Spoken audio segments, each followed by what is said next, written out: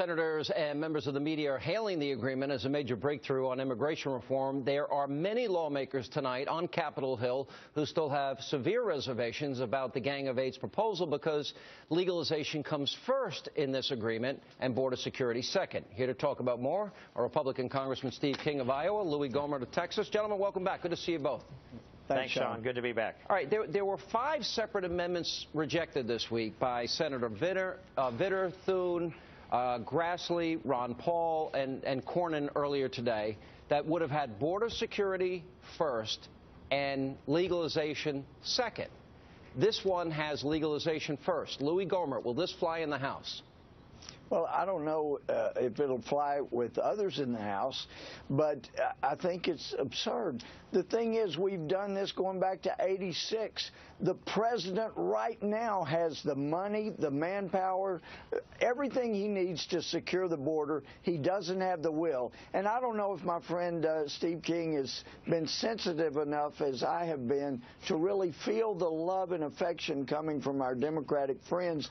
I mean, as I understand, this amendment you're talking about, Sean, was drafted with tremendous help from our friends like Chuck Schumer and others. And even the president, they care so deeply about Republicans. They're telling us, if you really want to help your party, then give this amnesty and trust us. We will secure the border. We'll get really tough. We promise this time. And I'm sorry, with all the love and affection flowing, I think we have an obligation not to buy into it. Congressman King, do you have any confidence that if there's legalization first, border security second, that the border security will happen? I only have confidence that we're not going to get border security out of these people. They were never serious about it. No, these promises are not going to be followed through. In '86, it was the promise of enforcement and the amnesty now. That was the case all the way along. In 2006, we passed a border security fence, a Secure Fence Act. The fence was never built because it was undermined afterwards. The only way that you can trust these people is if they actually support only this: secure the border, no legalization until that border is secure, and then let's start the talks on something else. That's really the only way we get this done. They're not serious. They want to undermine the rule of law, and anything that legalizes is a path to citizenship, which is, of course, amnesty. All right, Congressman Gohmert, isn't it the law of the land from the 2006 bill right now that we're supposed to build the fence, or has that been changed? That's exactly right. The fence was supposed to be built. Some of it was going to be virtual. You may remember a couple of years or so ago, Secretary Napolitano said she was unilaterally canceling the law that was passed by the Congress. She wasn't going to do that fence. And now, in all seriousness, I would trust my friend Steve King over all the love and affection flowing from the Democrats trying to help the Republican Party. But the fact is, we love this country, and we know we need a secure border. The president can do it right now, and we ought to pass one bill now, and it says, resolved, the House will do nothing until the president finally secures the border as verified, not by Homeland Security, I wouldn't trust them now either, but by the 4 border governors. What is likely, Congressman King, to pass in the House? Is it going to be border security first? It's possible that something like that could come through the House. There's been a move through the Judiciary Committee to tighten up interior security, and we know that the Homeland Security Committee has passed a border security bill. I don't think it does much of anything. I'm not particularly impressed with that one.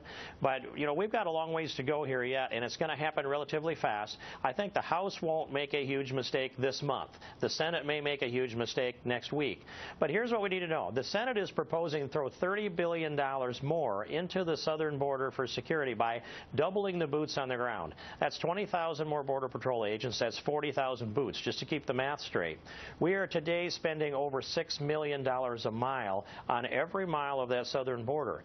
It costs $4 million a mile to build a new interstate through Iowa cornfields, which are pretty expensive these days. Now, if we can build an interstate for $4 million a mile, why can't we secure the border for $6 million a mile? I'd take a couple million out of the annual budget and start building a fence, a wall, and a fence, and in a couple of years we'd have it all done on the budget we have. And by the way, a stupid, inanimate fence does not have prosecutorial discretion. It will work whether the administration says not to detain or whether they let them detain. Congressman Gohmert, go ahead. Yeah, the problem is not that Speaker Boehner has not promised us he won't bring a bill to the floor unless it has a majority of Republican support. He has promised us that, and I believe he'll keep the promise. The problem is he still refuses to say he will not bring a conference report to the floor without a majority of Republican support, and that's the problem. Trey Gowdy has a great bill, but if we pass it through the House, that can be the basis, the vehicle for a conference committee, and then it comes, and then the Democrats vote it through with 30 or so Republicans. The fear of conservatives is they'll pass this bill in the Senate, that the House will pass a border security first bill, they'll go into conference, and that the Democrats in the House, with a few peeled away Republicans, will pass the more Senate-oriented bill. Is that a fear? Yeah, I would say, Sean, that's exactly it. And we've raised this alarm now for, I'll say, a month and a half about that procedure. Now, this is step one, though. Speaker Boehner has made a solid pledge not to bring an immigration bill to the floor that doesn't have the majority support of the Republican conference. Now we need to ask him, will that also be true of an amendment? Will that be true of a conference report? And how about this commitment? Secure the border before anything comes up in the House, and then we'll take this topic up and deal with it. If they had done that in 2006, we wouldn't be here today having this conversation. All right. Last question. Jonathan Strong did ask the Speaker, will you promise not to bring a conference report to the floor without Republican majority support? And he said, we'll have to see about that. He wouldn't make the promise. All right. If he doesn't follow the Hastert rule on the conference report bill, Dana Rohrabacher had a pretty stern warning this week that there might be some people challenging his speakership. Would either of you do that?